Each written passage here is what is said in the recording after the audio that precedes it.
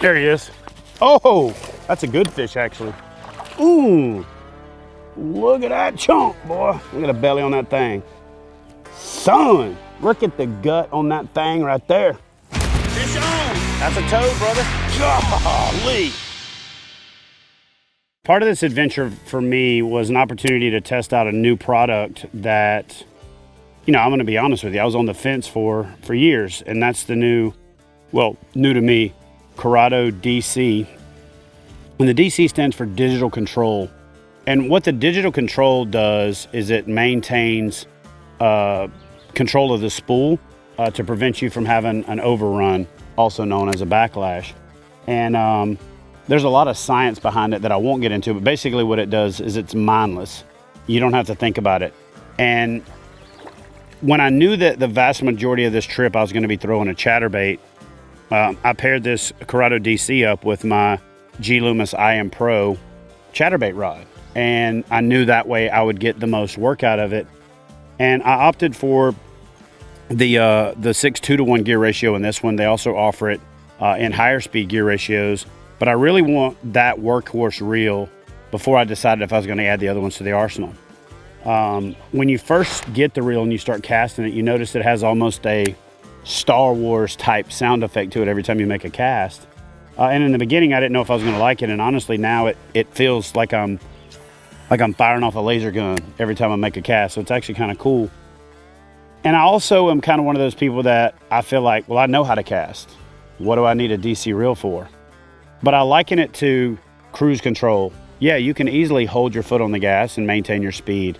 Or anti-lock brakes. If you know how to brake, you don't need anti-lock brakes. So there's a lot of people out there that when it comes to these digital control reels, they're just like, oh, just learn how to cast. And that's fine.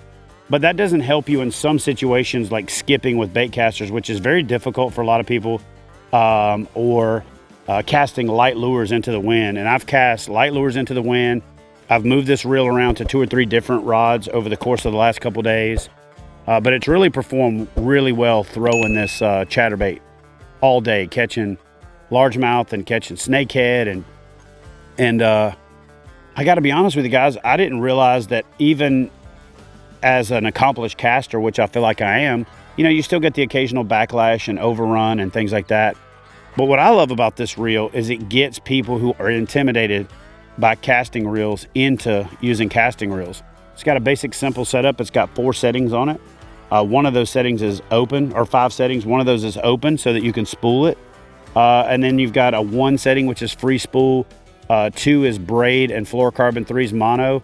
And then 4 is basically automatically compensates for skipping. If you have never considered a digital control reel, or if you didn't even know what a digital control reel is, this thing is also now super affordable. Back when I first started considering getting one, you had to get it imported from Japan.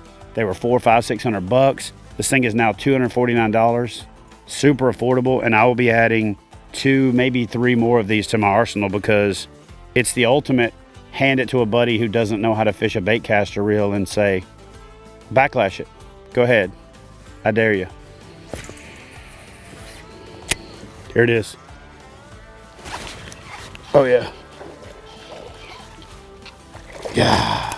You know, some fish are just slow learners, and I'm going to show you why. I caught that fish with a chatterbait, and you can see where I hooked him right there, but then he was also been hooked right there. That also proves that catch and release works, which is why I am going to do the same thing. Let that fat boy go to go do his thing. Yeah, so one of the other things I like about this reel is how comfortable it is in your hand. It's a low profile reel. It allows you to palm it nice and easy. Even though I have bigger hands, I also feel like it would still be plenty small and low profile for, you know, anglers that are even have smaller hands. And I also love the fact that this thumb screw is right there where it's just easy, intuitive. You can just look at it, change the setting, and you're ready to go. It's almost a set it and forget it type setting with these reels. And that's one of the other things I really love about them is they're just easy. Alrighty, I appreciate the fight, little chunk. That was fun. He was laying right on a log in a shade line. But oh. Well, guys, I hope you enjoyed today's video. If you did, do me a favor and help support the channel by downloading the Fishing Chaos app now so you can get in on the action.